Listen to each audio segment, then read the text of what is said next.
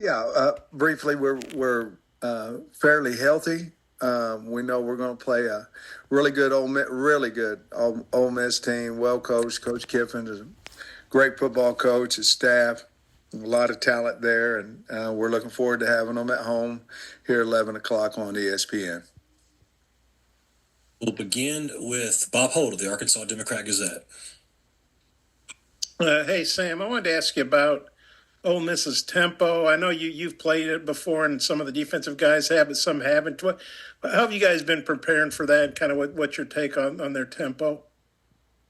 Well, they can tempo or not, and they can do it at as good as anybody in the country. And so we certainly have worked on it this week.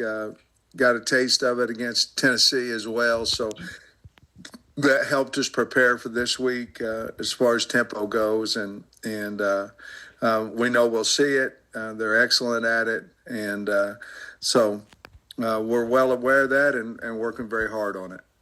Now, I wanted to ask you one more thing about Hudson. He was on the player interview last night. We asked him about the 2020 game and 3 picks, and he basically really didn't want to go there. So a long time ago, didn't remember it. I'm sure he does. What do you think about that? I guess he's pretty modest about it. Yeah, he's just a humble guy and knows that what he did 4 years ago now really. It's a great memory, but it doesn't have any factor in the game, and I'm sure that's what he's thinking of this particular game. But it'll go down as a great memory for him, but obviously won't have any effect on the game. Is probably why he didn't want to elaborate on it. Yeah, thanks. Next is Andrew Hutchison of the Best of Arkansas Sports. Hey, Sam, you mentioned him on Monday, but Pooh Paul, it seems like he's having a really good year at Ole Miss. I'm just curious, what stood out about him watching him on film this week? Well, we've always known he can run, and he's running side to side, tackling very well. Looks like one of their leaders on defense, and doing exactly what I thought he would do when he went into the portal, wherever he went.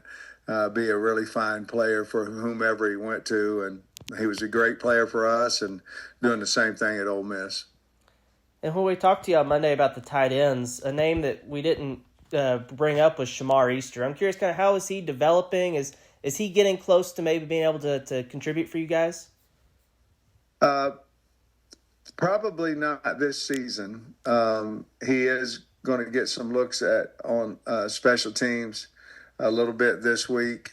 But we like where he's going, how he's developing, but probably will take another year in the weight room and spring ball, and we feel like he'll be a fine player for us.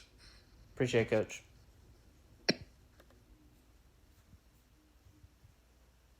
Next is Trey Biddy of Hog Sports.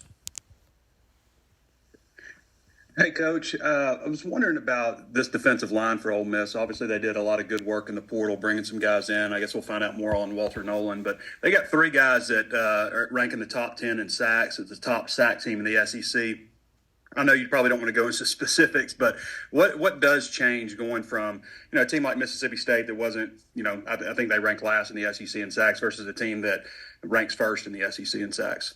Well, you're correct. They're very, very good all over the place. They're very, very good at 2 deep at defensive end, and they're long, big, and so we're going to have to. Obviously, we have a plan for them, and the problem is when you play teams like this, is there's not a guy. A lot of times you'll say, well, we've got to eliminate this guy. We can chip. We can keep the tight end. We can run the tight end through him. We can slide the line to him. We can keep our back in and double him. But when both sides and the interior are as talented as Ole Miss, then you just have to play better. And you have to stay out of 3rd and long situations. And hopefully we can do that. But they're really, really talented and long, and it makes it difficult. They can run. Their D tackles can run, and so it'll be a huge matchup for our offensive line against their very, very talented D line. I think on Monday you said probably doubtful on Jaquindon, but I was wondering if there's any update on him and also with Rodney Hill. Well, I think Rodney will be available. We'll probably put him as questionable, probable today, and JJ will probably be doubtful on that list today. Thanks, Coach. Next is Jackson Fuller, the Times Record. Hey, Sam. I don't think Braylon Russell has lost a yard on a carry all season. Just how valuable is that when you've got a running back that, prevents those negative plays like that? He's got a big body, physical. He runs low to the ground. Obviously, he's hard to stop, for negative yards because he's got such big legs as well. The offensive line, it seems like when he's in there, they've been performing at their best as well. But I think it says a lot about his how he ran in high school. That's how he ran in high school. Big runs come from running hard when you get the football, and not from I'm going to get a big run. It's breaking a tackle. It's hitting the hole on time, the timing, and all those things. He's been prepared for a long time, and he's continued to do that here for us. And Matthew Shipley, 3 for 3 last week. What's changed for him, confidence, technique-wise, since maybe when in the offseason he wasn't able to win the starting kicker job?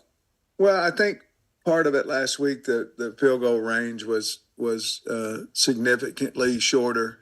It was good because we needed to build confidence in Shipley. He's had an outstanding week. He went 4 for 4 yesterday at practice. So I think it's just the confidence. Kickers get in streaks sometimes, and he got unfortunately got in a bad one there a little bit in spring ball early in spring practice, and then has turned that around. And a lot of that's consistent with the snapper and holder as well, keeping the same guys in there. And I just think that consistency, along with his confidence, and he's kicking the ball really well now. Thanks, Sam.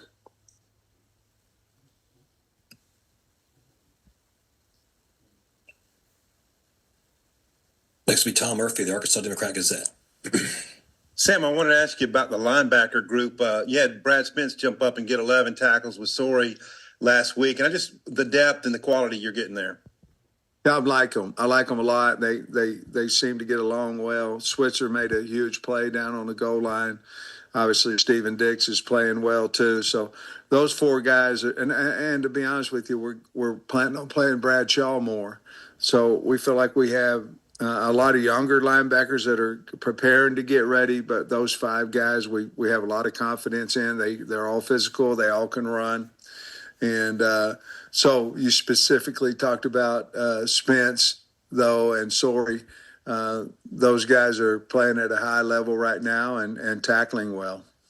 And then finally, you mentioned Shaw. I know he was in there on that hippo package on the goal line and cleaned it up. Just what's he done to maybe rise up? Well, we've always felt like he was a really good player, but with being a freshman, and especially the guys that were ahead of him and are ahead of him, we felt like we were going to go with the veterans. If we would have played him at the beginning of the year, I think that he would be in solid rotation right now. But obviously that entire room besides Spence was new, and so we went with the veterans earlier. But he's always been able to play well. Now we feel like he knows the defense better, and he's able to play even a little bit faster. But he's always been a really good player and really good tackler. Coach, that's going to be all your time today. Thank you. All right. Thanks, guys.